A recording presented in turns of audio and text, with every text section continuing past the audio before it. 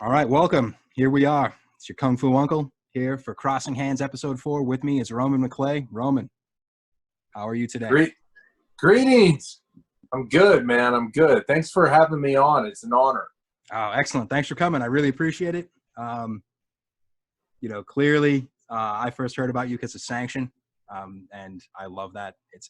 This is definitely the best book I've read this year so far. And I do read a lot, so that's, I'm not trying to toot my own horn here, but that's big praise. I usually don't have space for fiction these days, and I'm definitely, I specifically block out days of my work week where the only thing I bring with me is Sanction. So it's an honor, man. Thank you for the excellence. Dude, that is beautiful. I really appreciate that, man. Right. So, people might not be aware that you have a martial arts background. Correct. Excellent. Why don't, if you don't mind, would you lay out sort of like an introduction? What have you studied, and what was it that drew you into the world of martial arts? Yeah, so I think one of the things you will know, and your listeners who have martial art backgrounds will know, is one of the things that's important to us that study the martial arts is that we give props, we give credence, we give plaudits to our instructors. And so my instructor was Sifu Marcelo Romero. He's an Argentine. He's a great man. And his Sifu was Uncle Willem de Tors. And so the system that I study under is Chinese Kung Tao, and with the caveat of Silat de Tors. Okay. All right. And I trained one time. I don't want to pretend that it was more than that, but one time I personally trained with Willem de Tors. And I don't know if you know his name, but if you type in, you know him. Okay. Yeah, so I'd heard the name before, and once I found out a little bit more about your background, I went and refreshed myself a little bit. So yeah, so people Google Willem de Tors, Uncle de Tors, just an epic human being, an epic martial artist. And so I trained under his system, and I trained one time with him personally. Yeah. All right, but my main instruction was with Marcelo Romero, and he was my Sifu. Just an epic human being, great man, great martial artist, probably one of the most dangerous men I've ever met. And you have to understand, here's some context. I'm 6'2", 204 pounds. And he is 5'8", 160 pounds. Okay, I would rather fight 3 bears and a tiger and a woman on methamphetamines at the same time rather than fight this man. Yeah. He's one of the most dangerous human beings I've ever met in my life. He scares me, he's so dangerous. And Willem de Tors, his Sifu, uncle, who at the time when I trained with him was like 75, 76 years old, was even more dangerous than him. This old man who, I mean, what he could do to my body in an instant was, it takes on the patina of the metaphysical. Yeah. I mean, he could so slowly, so gently take control of my body and render me into an object with which he could do anything with. Yeah. And I'm physically much larger, much younger, much more robust, and yet he could turn me into an object. Yeah. And you know this. I've had the same experience with my teacher. Yeah. And people outside of martial arts don't understand this because they think, well, if you're large, you dominate. Well, let me tell you something. That ain't true. Yeah, physics is a thing. Yeah, and being large is an advantage, but it is not sufficient. Yeah. When you are dealing with a man who knows anatomy, Yeah. knows the science of martial arts, I mean, you are you are so vulnerable that it takes on but like I said, the patina of the metaphysical. Yeah. Because you don't even understand what's happening to you. You just know you are fucked. Yeah. Like the guy has you, and so this 5'8", 160-pound man, my Sifu, could destroy me in 3 seconds. His 76, 77-year-old, 150-pound uncle could do that to him, and what he could do to me is turn me into protoplasm. I mean, and to experience that as this large man, it's religious in a way, and it humbles you in a way that I have a hard time describing to people that aren't familiar with the martial arts. Yeah. You know, and you understand this, and your listeners will understand this, but the things they did to my body changed my philosophy on life. Yeah. You know? Yeah, it's easy to there's that trend in the martial arts world nowadays, especially in, I'm going to say, the Western world, but specifically, like, I know the US martial arts scene better. There are a lot of people that have that materialist idea about it. Yeah. It's all about anatomy. It's all about, skeletal alignment. It's this and that. And, oh yeah, those old metaphors for power that they used, the comments about chi, the comments about spirit. Oh, it's really, this, that. And they've got their explanations, and it all sounds great on paper, but there's something else about standing there in front of somebody that's half your size, twice your age, a third your weight, and to have them poke you in a place, and then 5 minutes later you double over and can't get up for like 15, 20 minutes without help. That's an experience to have. My own teacher is his personal favorite technique is joint locks. So you study with this guy, Dr. Ming. You study with him. Whether you like joint locks or not, you're going to get good at them. And he likes to demonstrate. He likes that size advantage. So, when he was in Boston, he would pick me to show, like, these older people, the women in the class, the real young guys. Like, look, if this monster, if I can make him get down on his knees with no effort, then you can learn how to do this too. So, yeah, he had this thing where he would punish people. Like, if you tap out too quick in the joint lock practice, if you tap out because you're afraid that he's going to go too far, he would punish you by going right up to the, if too far is a line, he'd come within a hair of it and just keep you there for a second and hold, and then pretend to forget, start telling them, oh, yes, you wanted this, and this is right, you have to understand. He's he had a PhD in mechanical engineering, taught physics when he was in the Air Force for Taiwan, in his 20s before coming to the US. So he has that nice mix of, if you get the Chinese metaphors, he'll say it really poetically. But if you're a scientist, he'll say it to you like, yeah, it's this and that. And, he talks about, he drops that, those formulas from electronics class when he talks about, mind is electromotive force, and you just see people's eyes glaze over. Like, they'd rather hear all these foreign terms that they don't know instead, because at least you can, like, oh yeah, that's deep. But it's fun stuff. Like, I've got a few friends, that practice more external stuff. One of my good friends is like a karate man. He doesn't really know the exact origins of it, but he had basically been trained in sort of like an iron shirt type method. So he's like, yeah, I got hit in the chest with a bat and it didn't do anything. So I don't think your little soft style is going to do anything. I'm like, all right, you want to see something? Give me that arm. I'll show you something. And I poked him in a particular spot, and he's like, nothing happened. I was like, just wait for it. I'm going to go get a soda. Do you want a soda? I'll be back in 5 minutes, and then we can talk about what you feel. When I come back, he's like holding his arm. He's like, oh, why am I being electrocuted? I was like, it doesn't mean anything though, does it? They don't do anything. Right. It's like, see, do you want the iron chopsticks? You're going to do that finger kung fu. And he's like, oh my God, dude, what the fuck? Yeah. Yep. Plenty of fights. Yeah.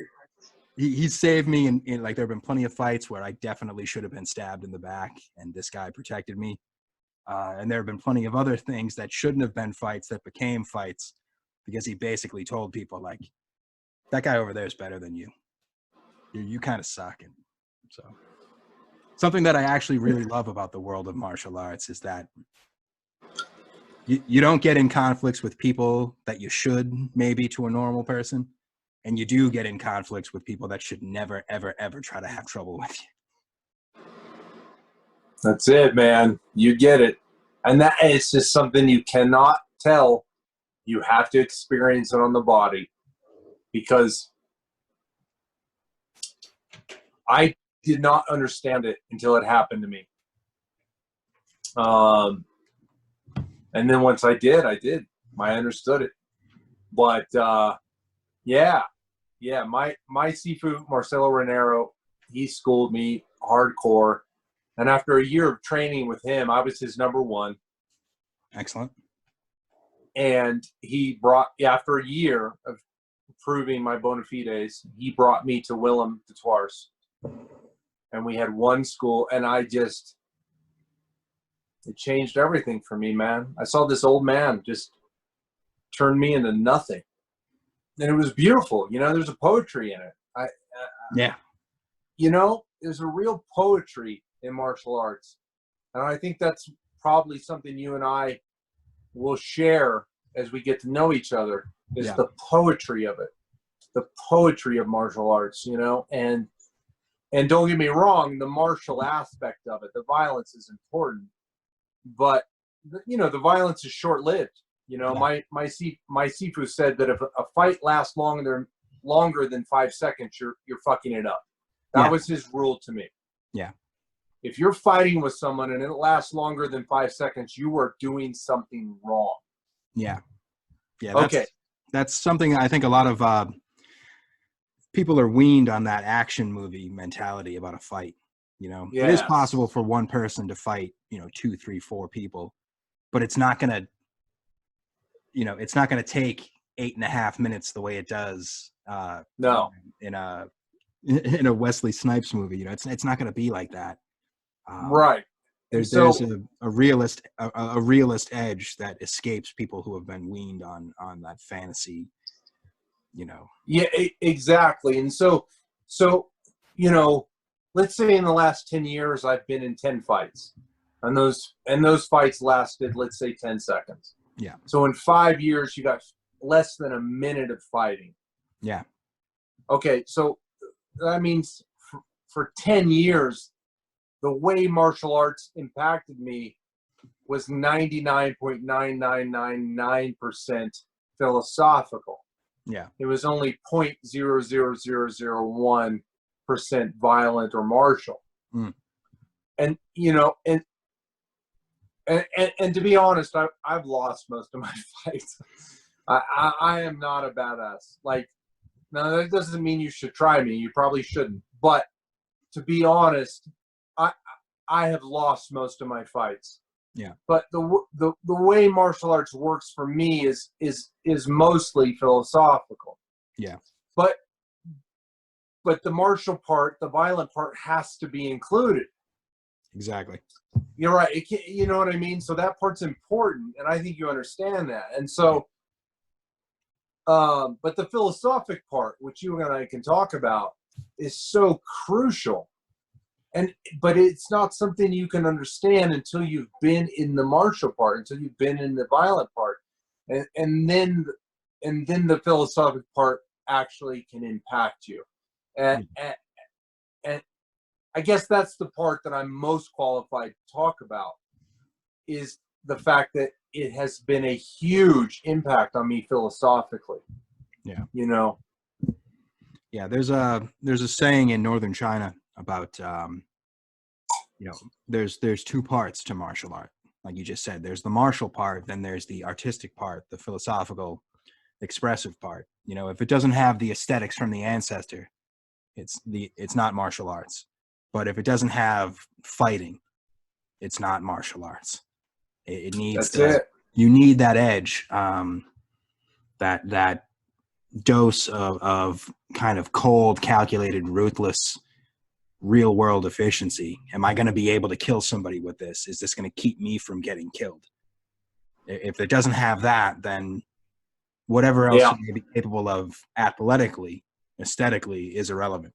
You know, if it's just about looking fierce and looking tough, then that sort of, you know, gymnastic floor exercise looking, you know, performance wushu that's so popular on the West Coast, that's enough.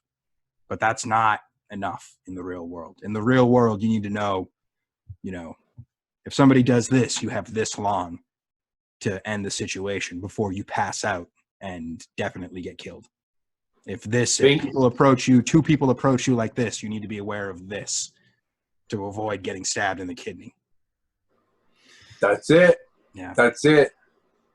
And so I look at it like DNA, right? Like DNA, and I talk about this in the book. DNA recapitulates, you know, it recombines with fealty 99.99% of the time. Like DNA is pretty consistent.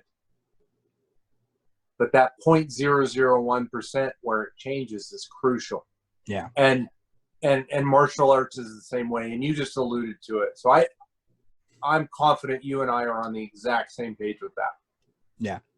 Yeah. I mean, I personally love martial arts enough that I will talk to literally anybody about it for as long as they'll let me talk. I get kind of geeked. I've gotten better at kind of keeping it under control, but like when you know how to read body language well enough, you can see, like, you know, I get that look in my eye, like, oh my God, yeah. Just so I'm like, I'll go to any lengths to have these discussions, but there are people where, you know, I've got a friend of mine I've mentioned online a bunch of times as the butt of some of my jokes because, you know, he's made a few jokes. He's made a few choices in the last few years. You know, he's compromising his integrity as an individual. He's compromising his masculinity to kind of take table scraps, basically. It's one of those things where, like, you know, a regular man shouldn't be bowing and scraping as much as you are. But you're also, like, you want to be a martial artist. You started before me. Like, I met this guy in high school. And I was like, you started while we were in school. I didn't get to really study until I was college age. You know, and you're sitting here taking table scraps from people, you know, doing that, like, yes, thank you, you know, thanks for having pity on me shit. It's so anyway, that's beside the point. I make fun of this guy a lot, and, you know, normally I will charge people to teach them. I gave this guy free lessons for a decade. There are people, Jordan Castles, you know, a friend of ours. Yes, who I like to call Volcano Hands. I'm working tirelessly to get him to accept this as his martial arts nickname. You know, I've known this kid, Jordan, for, you know, less than 2 years, but more than a year. And I can confidently say, having never actually been face-to-face with him in the same country, all of our instruction has been like this over the internet. He's come further along than this other guy did in 10 years of being in the same city as me. I've known the other guy, I've known him since I was 13 years old. I've been teaching since I was probably about 25, 26. You know, early 30s. I was like, look, man, if you study with me, I won't charge you. You're my brother. I'm going to give you everything, like, no bullshit. I'll get you up to speed. I'll get you to my level fast. And after 10 years, the best thing he's got is, you know, the outline of a 4-pack on his little beer belly. And I'm like, you gotta, you know, I know athleticism varies from person to person. Not everybody is, like, born some like physical masterpiece, but, like, at the same time, you know, you shouldn't have reverse talent. You shouldn't have reverse athleticism. And somehow this guy has managed to develop it. So right, it's just a shame. And like I said, I'm in my 40s now. I've been sick all through my 30s, devastatingly sick. just a year ago, in 2018, I got my guts corrected, and I'm already back to a normal weight. I've already put on, I'm 15 pounds heavier than I'd ever been before, and it's 10 pounds of muscle I was able to add. Right. So it's one of those things where, like, if a middle-aged man could put 10 pounds of muscle on after being bedridden for 2 years, you can fucking do, you know, you can do 10 real push-ups in a row every day for a year. But yes, my I have more patience with cowards in teaching martial arts than I do with people who make excuses. So, you know, somebody who's gun shy, like, I don't want to get hit in the face, or I don't want to get hurt, or even I don't want to hurt anybody else. I have more patience for them. But then somebody who says, like, oh yeah, I would have practiced last night, but, you know, and then anything. I don't want to hear that. I don't want to hear I would have. If I've got a life, you know, if I can do a full-time job and be sick and have a girlfriend and, you know, see my family, you can do that shit too. No, absolutely. And as we talk, I'll explain my life circumstance, but I have every reason. I could give you 1,000 excuses. And yet every morning I'm in what I call my goji, my concrete pad between my two containers.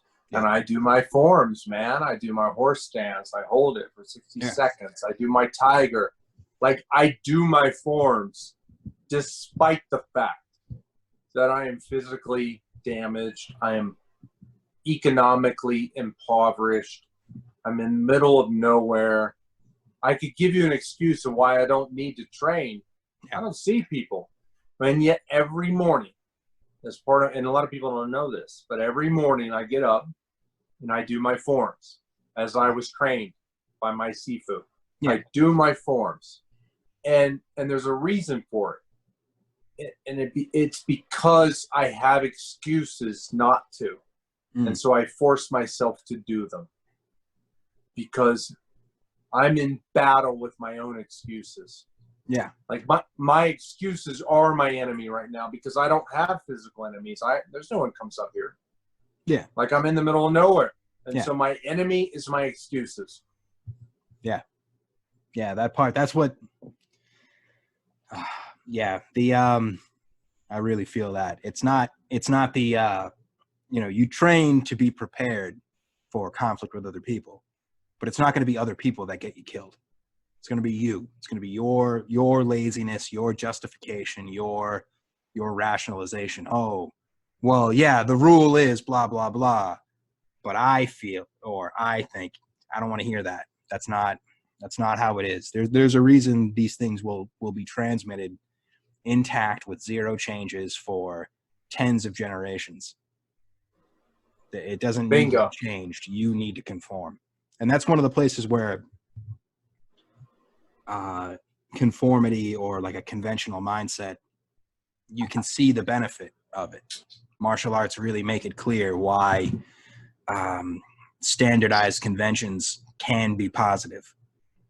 You know, there's things that they're useful for. Of course, people are applying it to stuff that it's completely useless, completely counterintuitive. Your personal relationship with your family should not be standardized and cookie cutter and the same as how everybody else does it.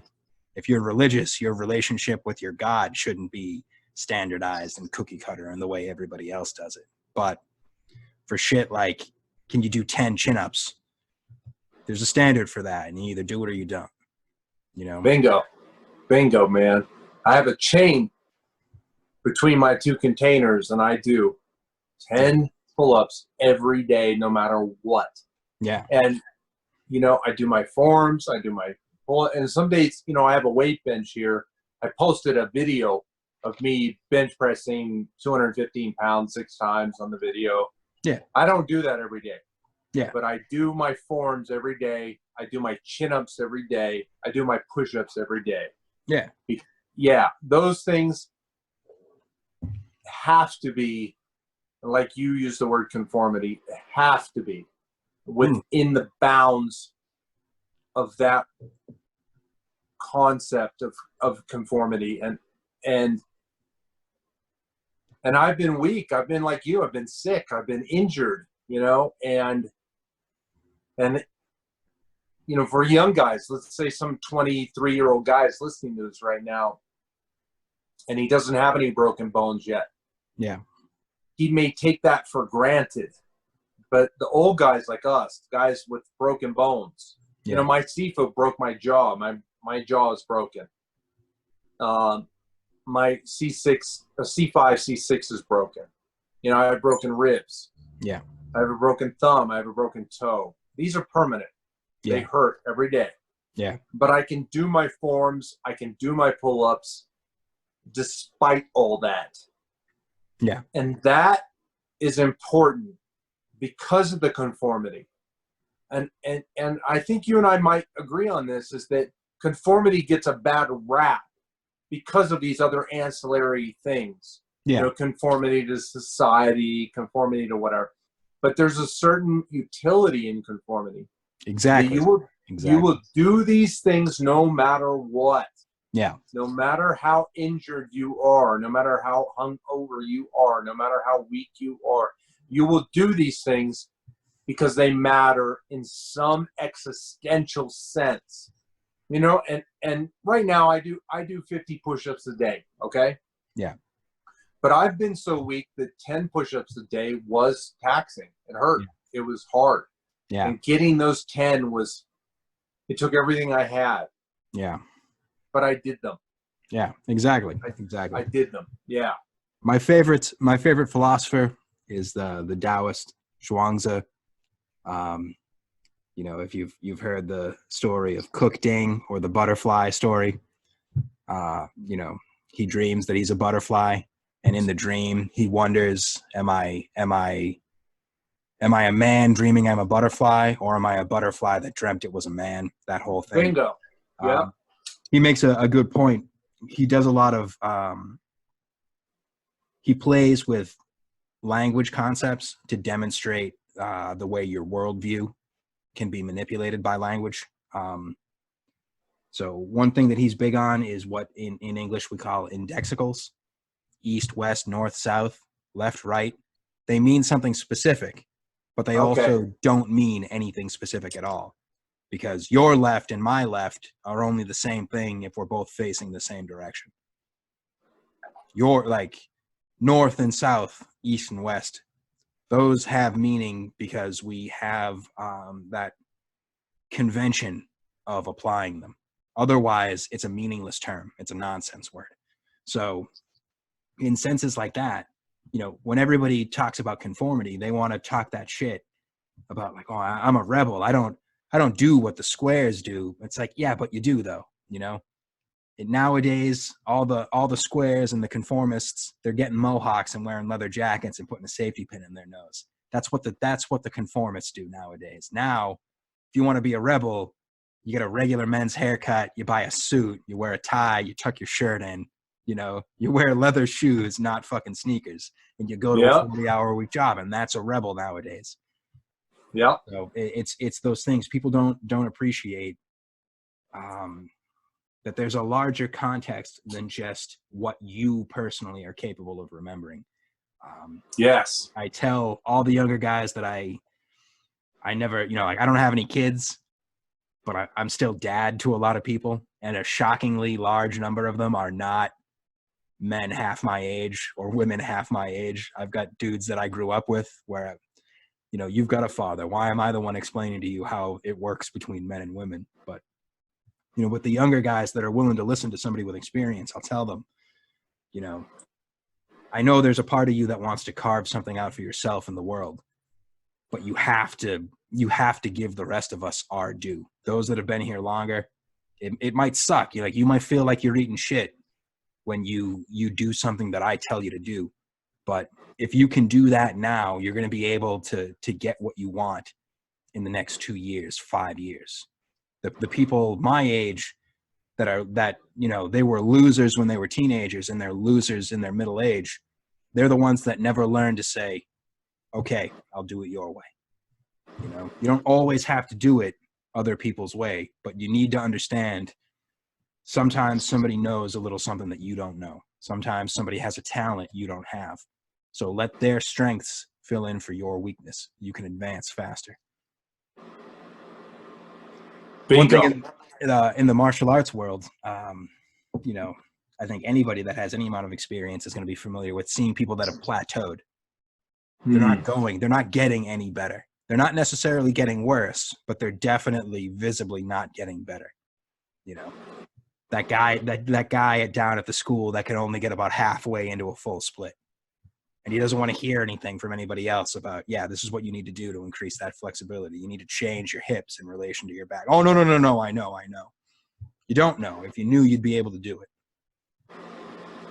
Yeah. In all honesty, that's what I love about the martial arts. You do it or you don't do it. And it's obvious. You know, there is no, you can't explain to me. I mean, physical exercise is the same way. You can talk for a half an hour about why you can't do a pull-up, but that doesn't change the fact that you can't do a pull-up. You either do it or you can't do it, and that's all that matters. That's it. So there's nothing like ending a long philosophical argument with, okay, beat me then. Bingo. And the and this is, Plato said, I think he's the one that came up with the quote, the unevenly divided line. I believe that's where it comes from. Okay. He's the one that came up with the idea of what's now called the golden ratio. Yeah. And I think that's what you're alluding to, is that just because one thing is percentage-wise less than, yeah, like we were talking about earlier, like the fact that I've spent the last 10 years of my life in a physical combat for 1 minute, and the rest of my life not in it, doesn't mean that 1 minute is somehow represented by that 0.001%. Like, no, that shit matters. Yeah. Disproportionate to its mathematical ratio. Yeah. It's disproportionate. And I think that's what you're alluding to. And I think that's something that people that are ensconced in the martial arts understand. Yeah. That it may only be 5 seconds of your life, but it may be the most important 5 seconds of your life. Yeah. Yeah. The Japanese style have that saying, better to be a warrior in a garden than a gardener in a war. That's it. That's a perfect way to put it. And that's a way that a lot of the chumps, because I am a bit of a chauvinist when it comes to the martial arts and their utility. There are people who are, well, I believe in peace. That's because you're weak. But, you get to live. You're still a human. But, if I were in charge, you'd be a 9th class citizen. First class, Bingo. 8 empty classes. And then there's people like you. 100%. I'm with you. Yeah. Yeah. I've had, I try to be upfront with certain types of people. I spent 10 years working in an art museum.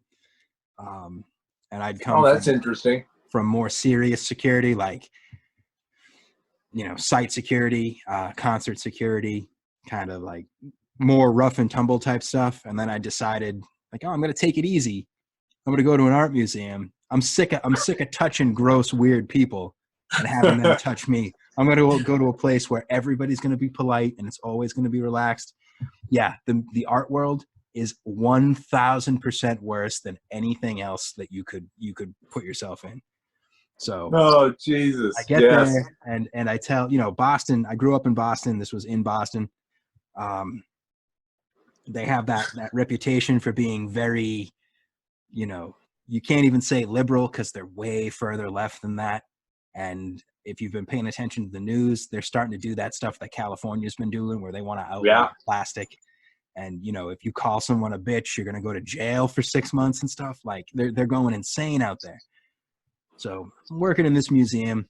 The average employee, 300 people work in the museum in total. The average employee is a 25-year-old woman from one of the richer towns in Massachusetts. This is her first job, has at least a master's degree.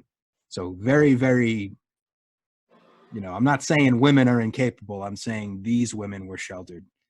Yes. I come in there to work this security. They start having, you know, public events in the night. They open the museum after hours. They serve people alcohol. It's basically become a nightclub, but it's got irreplaceable art in it. And I'd always have that look on me, you know, I'd always have, like, you'd see the furrowed brow, and I'd always look tense, and they'd be like, well, why don't you relax? Like, see that guy over there? He's on cocaine, and he's having an argument with that woman right there that's flirting with this 20-year-old kid. There's going to be a fight tonight, and I'm going to be the one fighting it, so I can't relax.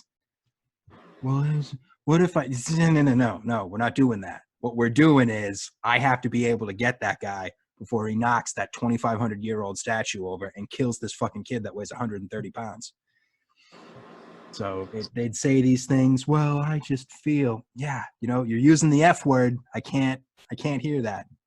If we're talking about feel, like I touched his shoulder and I felt he was about to throw a punch, I'll have, you can use feel in that context. But if you're talking about emotions, I don't care about my own. You think I believe yours are real? Get out of here.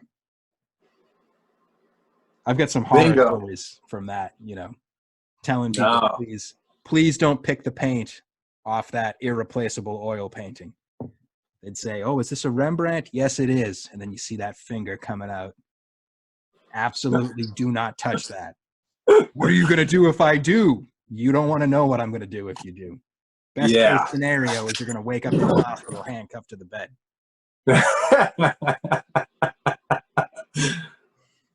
Yeah. I feel that. With a capital F. Yeah. In the end, I lost that job because a slightly older man had a midlife crisis. And he felt that I was the reason that the 25-year-olds weren't giving it up to him. Like, hey, if I had the power to mind control women into giving up sex, do you think I would waste it on something like denying you? No, I would not be denying anybody. I would be adding to my own. Like, there wouldn't be denial. There would only be bounty. Yes. Fun stuff. I never would have thought too. And you know, when I decided, I was 19 when I decided I was going to drop out of college and just study martial arts full time. The last thing in the world that entered my mind was, you know, maybe someday in 20 years, some guy with a beer belly and man boobs is going to decide that I'm unemployable now because he's unattractive to college age women. Like, I never would have thought that would be a result of just being like, I want to learn how to fight. I want to get better. I want to, you know, I can't do the splits. I want to do the splits. Like, of all the things to find in the end. Yeah.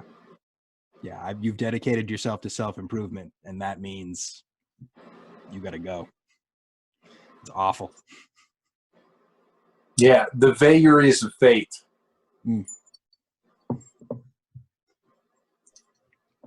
Yeah. I know that was probably a bit disjointed, but there's a whole bunch of stuff.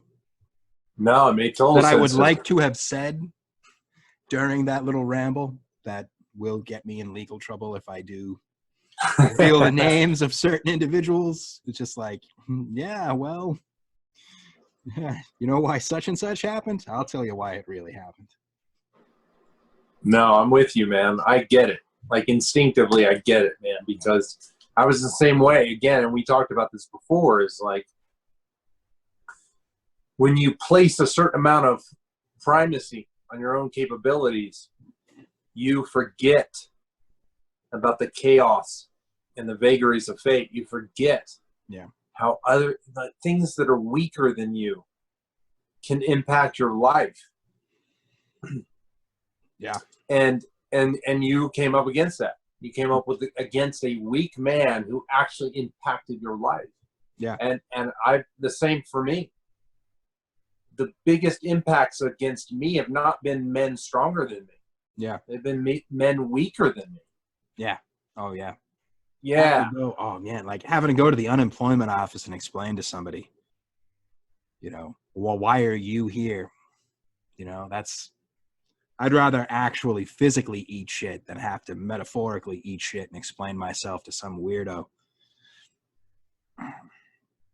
That was, yeah, that's the tale of my 30s, is finally getting a taste of what I didn't realize I was forcing on a lot of people in the course of my life. That was a very interesting experience.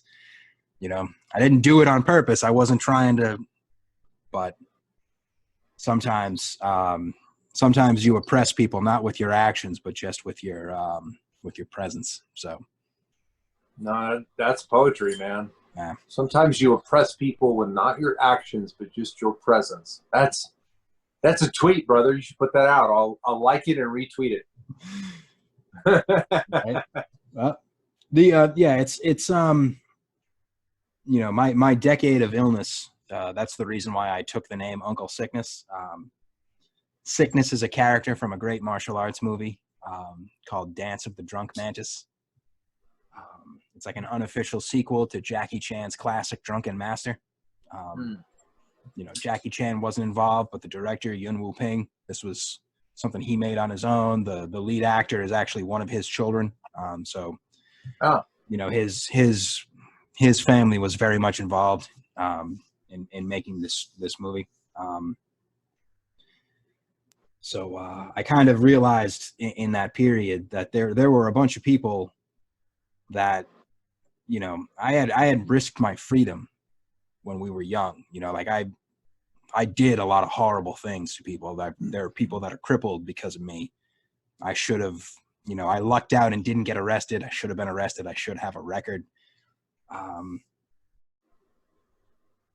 it only happened because I was trying to protect somebody that was weaker than me or smaller than me. That was important. You know, I said, we're brothers. I'm gonna make sure no one hurts you.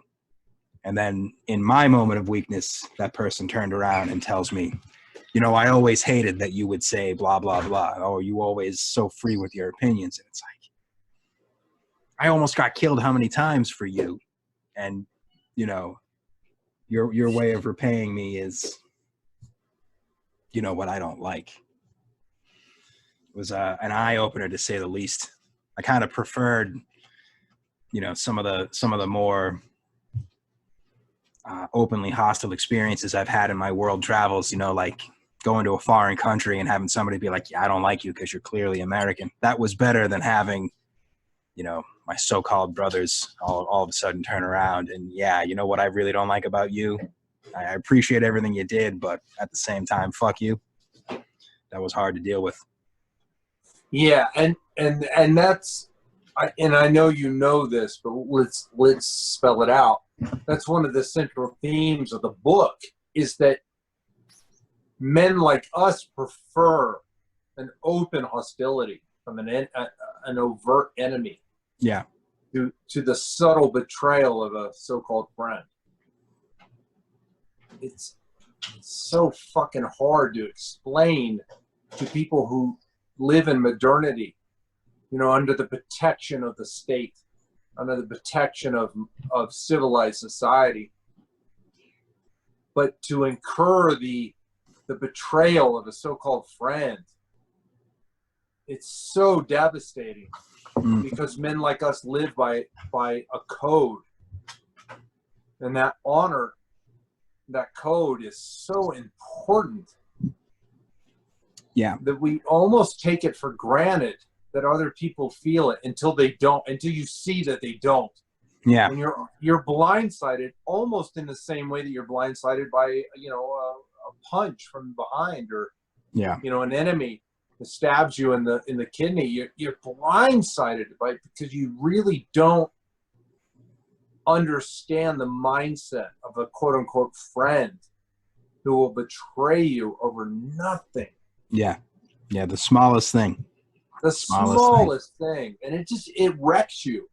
It wrecks you. And I've had that. You have obviously had that. Which is one of the things that I feel like the book, you know, Ivan Throne said this to me. I don't know if you saw that video on Twitter, but yeah, he said that the Sanction is a magnet, yeah, to men like us. yeah. It draws us together.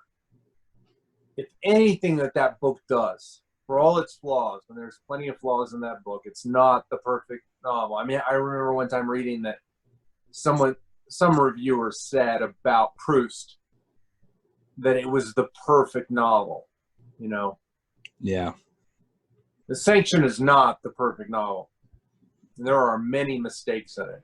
But if it's one thing that it does, and Ivan really articulated this for me perfectly, is he said it's a magnet for men like us. Yeah. Yeah. I mean, it's, you know, if you want to be generous, it's been at least 25 or 30 years of this really, you know, softness being championed openly. But the way I see it, it's definitely been longer than that. You know, society was so traumatized after the Second World War that they just sort of, you know, this isn't a criticism of women, but they just went feminine. Everybody went feminine in the Western world. And it's been, at this point, 80 years of just, well, let's just give in this one more time. Let's just, you know, don't, you know, you it's your belief, but you should just go along to get along. Just one more time. It's okay. Just let him think that he's garbage. And the result is all these people, you know, in my particular case, it's a 30-year friendship where for the first time in 30 years, I have a steady woman and he's single. And all of a sudden I'm the biggest bastard in the universe. It's no good. Something that petty. Like, I'd almost rather it be something more dignified, you know, like at least try and take my money, at least try to take my possessions, at least, you know, at least be jealous about something legitimate, but something as petty as, well, right now I feel lonely. What are you talking about? There's billions of people in the world. Go find somebody. I don't know. Yep. So very much, you know, this is the sort of thing I find, it's been my experience so far where you mentioned Ivan Throne. I recommend the 9 Laws to anybody I talk to that I know will read a physical book. Yes. You should read the 9 Laws. But so far with Sanction, there are people that I know that love to read that if I don't think that they can handle it, I don't mention it at all. I don't bring it up because I'm not going to, as much as I would love to, you know, put more money in your pocket, there's a couple of people I know where if I tell them about Sanction, they're going to read it and they're going to have that existential panic that the weak have. And then now I'm going to have an enemy on my hands, and you might have somebody talking shit publicly about your work or about you. And I'm not doing that. I can handle having, you know, having someone gunning for me on my own, but I'm not making enemies for anybody else. So it's one of those things where I try to online, I just like endlessly will shill it forever. But in the real world, there's certain people I just know, like, yeah, this person, I need to hide this if they come around because they're going to get really upset when they realize that there's a book catering to the, you know, they can barely tolerate that I am like this. If they realize that there are enough people that people are writing books about acting like this, oh, that's no good. So, I appreciate it. I salute you. Yes. Well, thank you for writing it. You know, I stopped reading fiction almost 20 years ago because I got tired of reading the same, you know, 5 or 6 or 7 kind of like cookie cutter template novels. And I can only read, you know, like I enjoy H.P. Lovecraft for like wordplay and all that and the beauty of composition. I enjoy Salman Rushdie for just like a fantastical, unpredictable narrative, but I can't read those books indefinitely. You know, and I mentioned my favorite philosopher, Zhuangzi. When I finish that book, you know, if I come to the end and I still feel like reading, I will immediately go back to the beginning and start again. The 9 Laws. When I finish the 9 Laws, if I still feel like reading, I will immediately go back to page 1 and start again. And Sanction has actually earned a place. You know, so that's number 3 of the books where I will read this continuously. Oh, so, thank you. Cheers. Yeah, cheers to you, brother. Thank you. Yeah. No, and that means a lot to me, because I'm the same way. Like, I've read Moby Dick 6 times, right? Yeah. It's like, I could have read it once and then read 5 other books, but nope. I read it and I go back to the beginning. And to be included among the pantheon of those kinds of books it's a great honor. And I appreciate it, especially from a man like you. I mean, thank you. It's an honor there. I appreciate that. Yeah. You know, I mean, to have a man like you want to reread that insane book is, you know, despite all its flaws, is there's something about it that is, again, it's metaphysical. You know, we talked about this earlier. It's something metaphysical, and I don't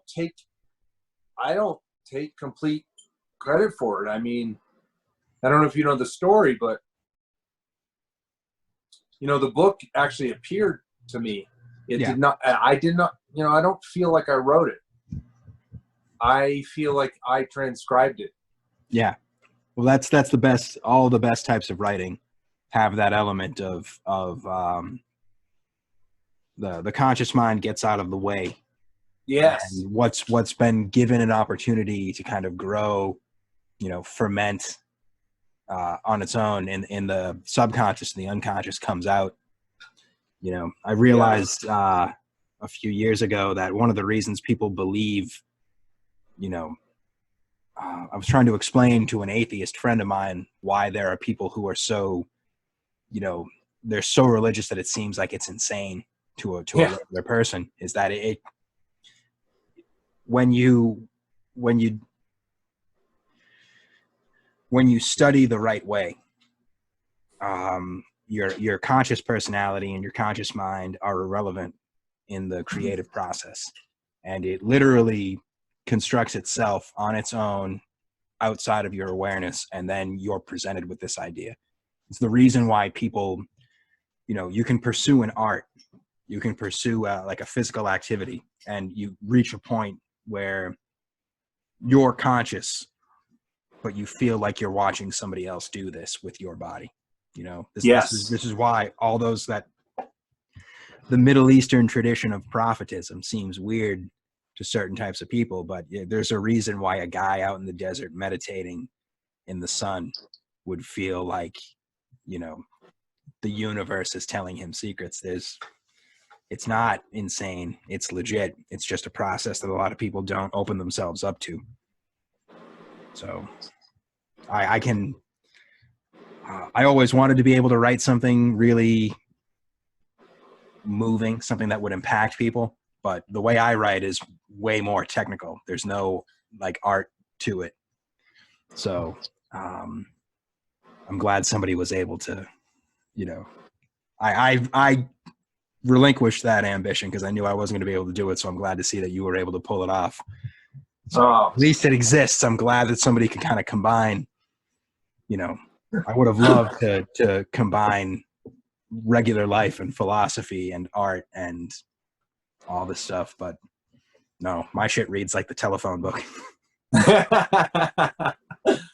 Yeah, but you know,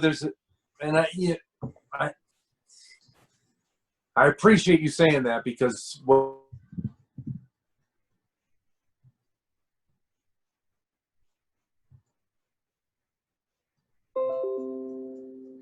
just said, I can't take full credit for it, and you know that, you understand. Yeah. So the compliment isn't necessarily to me. The compliment is to the work, to the book. Yeah. You know, and the book is separate from me in a way. Yeah. There's me, there's you, there's the book, and you gave the compliment to the book with a slight nod to me as well. But but the main compliment is to the book, and I'm comfortable with that. Yeah. I'm comfortable with the fact that the book is actually better than me. You know, Yeah. the book is better than me, man, because I'm a mess. But I just love that, man, and I love that you get that. I love that our other fans, our other readers, our other friends get that, and they give a head nod to me. They're deferential and decent to me, but the book is the thing, not me. And I'm cool with that. Believe me, I am cool with that, man. And I really appreciate that. And yeah, so I just want you to know I feel gratitude. So thank you. Excellent. Yeah, it's been positive all around. It's nice to. There are a lot more people out in the world. Some sort of madness going on behind me here. There are a lot of people in the world that have been waiting for something like this, and the fact that you've been able to give voice to something that, you know, some people know it and they just couldn't say it. Some people, maybe they only felt it just beyond the edge of their awareness that there was something else out there that they've been waiting for. So, you know, I've got one younger guy that I've been mentoring for, 6-7 years now. I've been teaching him martial arts, and one of the first lessons was, this is somebody that I met working at that museum I mentioned. People like that. We're surrounded by people that are telling you that there's something wrong with you.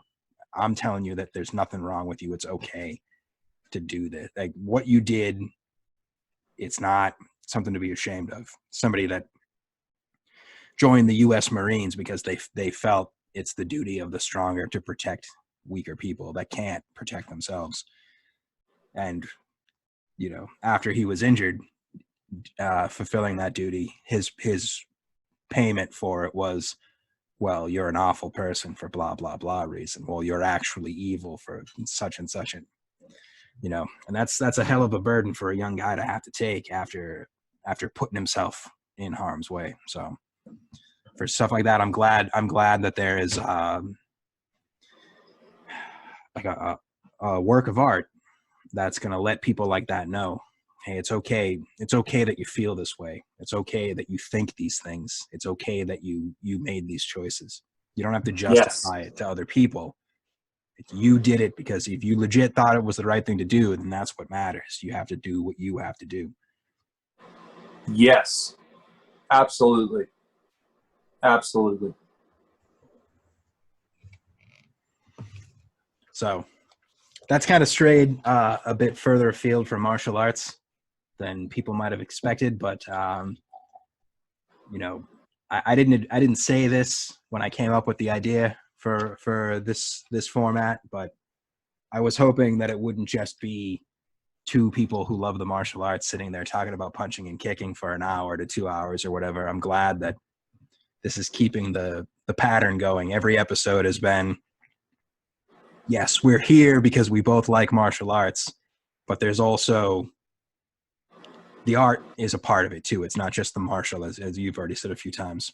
It's not just punching and kicking. It's not just that fraction of a second that you spend in a conflict. It has to have the art from the ancestors as well. There has to be something more, something to express those higher aspirations of the human spirit. And the thing that I like the most personally about martial arts, since it's come around to this, is we actually did in the Kung Fu discussion group, we did an episode talking about the way you practice is an embodiment of the martial art, the philosophy of the martial art that you're practicing. So if you're practicing, say, something derived from the Shaolin Temple, you're embodying elements of Buddhist philosophy and worldview. If you're practicing something like my specialties, internal styles, you're embodying elements of Taoist philosophy in the way that you practice. This whole idea of yin yang theory. It's something that everybody's familiar with nowadays, but there are a surprisingly large number of people that still don't grasp the basics of it. And you can give them that philosophical explanation. You can say, yes, it's this and this and this, and these are the rules, and this is how it works. But taking somebody and saying, do this physical thing. Do you feel that inside that you can't put into words? That's what we're talking about. That's the philosophy. That's something from nothing. That's, one becomes many. Yeah. Yeah. Embodiment of the philosophy. And I know you know this, but that is so crucial to the book, right? Is the embodied, and it's built into the characters, right? The AI are embodied. And I make a huge deal out of the fact that these AI are embodied. Yeah. And one of my friends, DT, I don't know if you follow him, D Thrill on Twitter. Yeah. Yeah. He's an AI, and that's his métier. That's his thing.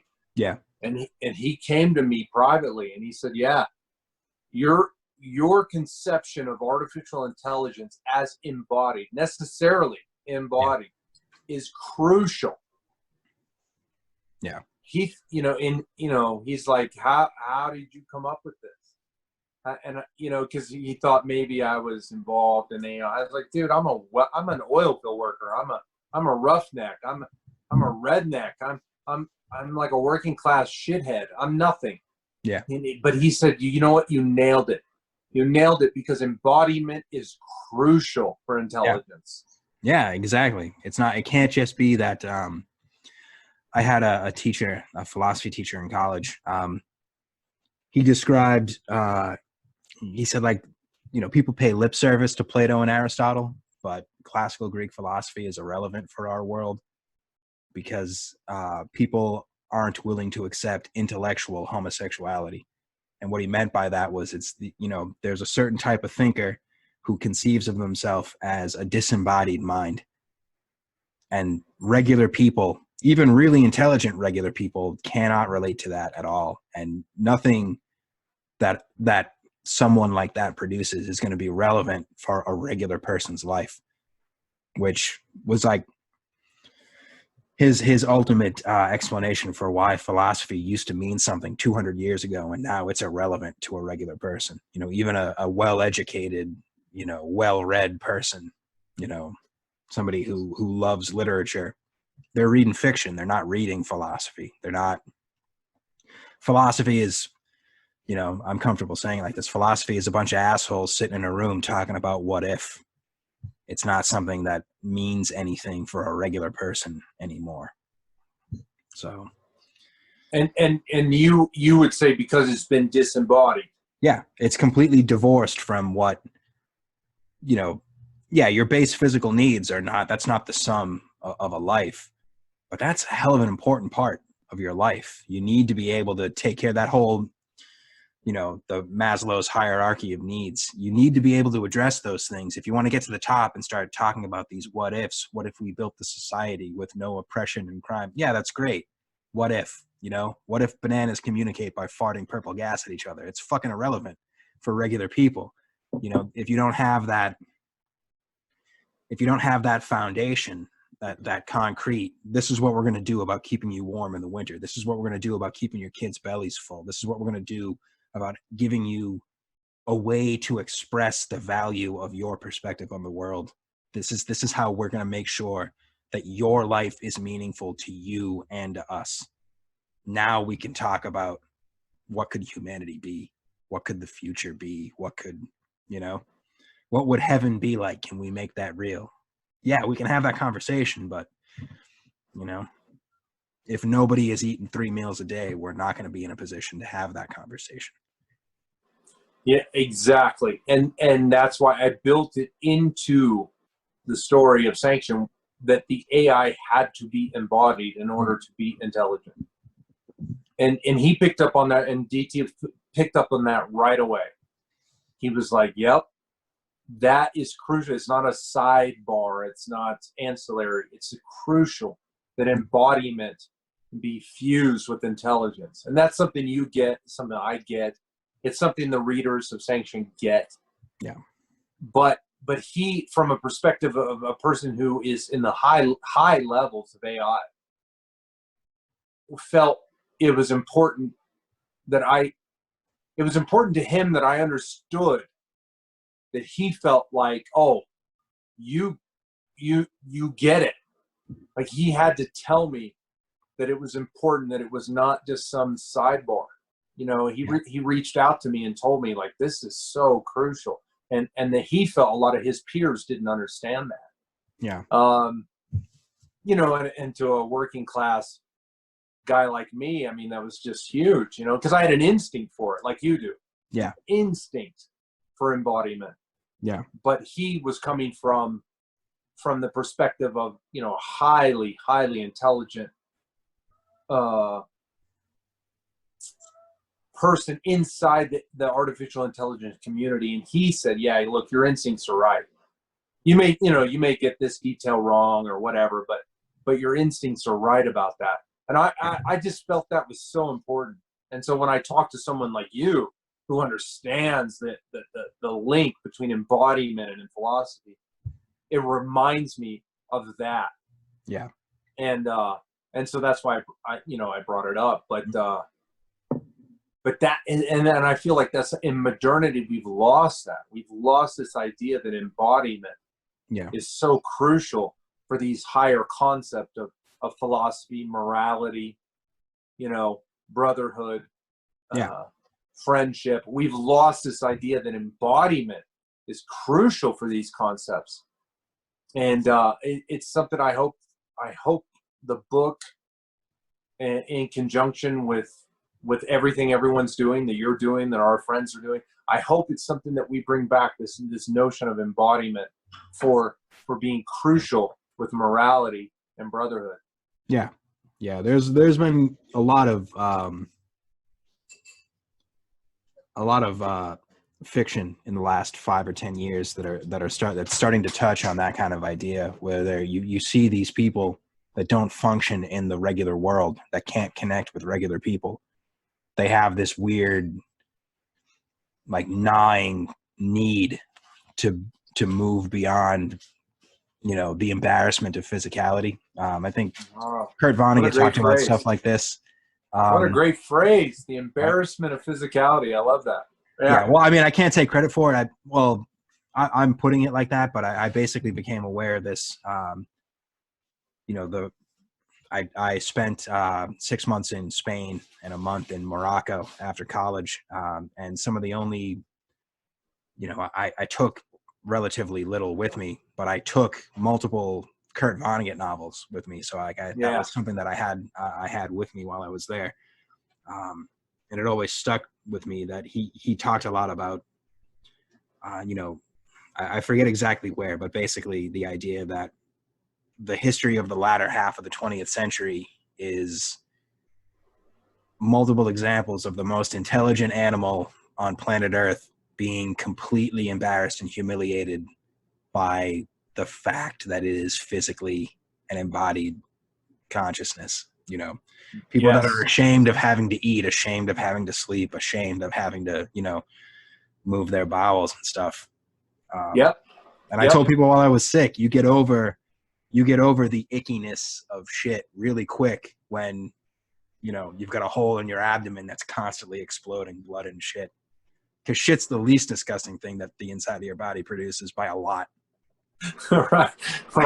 A whole lot. There are way worse things going on in there than just shit. So, no, that's perfect, and that is central to the book, and you just put it perfectly, and I'm so glad that you did, and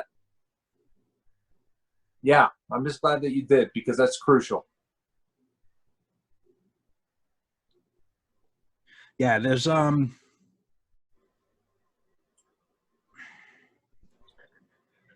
there are a lot of people nowadays I see, you know, martial arts, again, really made me aware of this. There are people that are so desperate to stand out that they will actually begrudge somebody else having a moment where they shine, you know, a moment where, you know, I wanted to say something, but I couldn't put it into words, and you did. You know, you see those people with that sort of petty, you can't even say childish, because children are even more emotionally mature than that more often than not. But That's a big problem nowadays, is not being able to give credit where credit's due. I grew up listening to the 90s hip hop, so you give somebody else their props when they earn them. I really appreciate that kind of mentality, and I'm extremely comfortable saying, like I said, I always wanted to write a novel that would just hit people, but it would be 300 pages of all these people talking exactly like me, and I sound like a fucking weirdo to most people, so there's really no need for that. I'm very glad that somebody else is able to actually put all those different ideas and perspective into one place, because it does, people do need to consider that possibility. I know, touching on existentialism is terrifying for a lot of people nowadays, but you need to consider, the benefit of thinking of what's going to come after humanity it's important. If you can't face what's going to happen after you die, well, take the slightly more abstract, easier to digest, what's going to come after us. When we're gone, what's going to be here after us? That's a much more palatable way to kind of face that idea. And it gets you thinking that some of these things that you might be carrying around are really not worth it. I've got a couple of older relatives that are still mad about stuff that happened in the mid 60s. There's no need for that. Like we live in a different world now. There's no need for you to be upset. Yeah. And yes, that I was just laughing at. I'm thinking of two of my mom's siblings. I am laughing at their pain.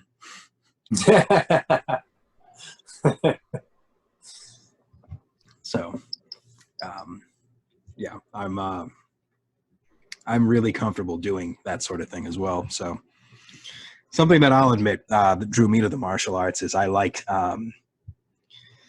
justified viciousness, I guess, for lack of a better way to see it. And there is something about the martial arts where it's like, yeah, it's okay if you just, grind that in. Just let them know, There are plenty of occasions where my teacher was like, he didn't tell me to hurt somebody, but he kind of was like, I want him to cry, and I need you to do it. It's like, I am extremely, extremely comfortable being the instrument of justice. Yes, I will do that for you. Absolutely. Absolutely.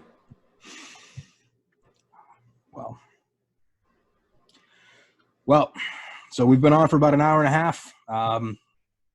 This might be a good place to end things. If you wouldn't mind, can you tell the people where can they find you on the vast internet? Yeah, so sanctionthebook.com. You'll be able to find the book. Actually, there's 2 books now. There's book 1 and 2. You'll be able to find the euchre cards, which are actually essential to the book. Euchre is played in the book. So there's a connection between the game of euchre and the book, and I designed my own euchre set that is based on the characters of the book, so that's kind of interesting. People can find that. And there's videos where I did readings from the book, about 15, 20 minutes of readings with images of my land and whatever. Yeah. So people can find all that. They can find movies, they can find the euchre cards, they can find the books themselves, all at sanctionthebook.com. Excellent. Yeah, I recently discovered the videos myself a couple of weeks ago while I was at work. So interesting. I've been enjoying that. Sunday is my favorite day at work because I'm literally alone in that building for 8 hours. So I get to do a lot. That's where most of my sanction reading is actually happening at this point. So that's excellent. Yeah. Well, again, this has been Crossing Hands. Uncle Sickness and Roman McClay, thank you for your time, Roman. This has been a very, very fun episode. I appreciate you coming on. Absolutely, sir. Thank you. The pleasure's mine. Excellent. Stupid? No good? With no talent? You shouldn't talk like that. We can fix your problem very quickly.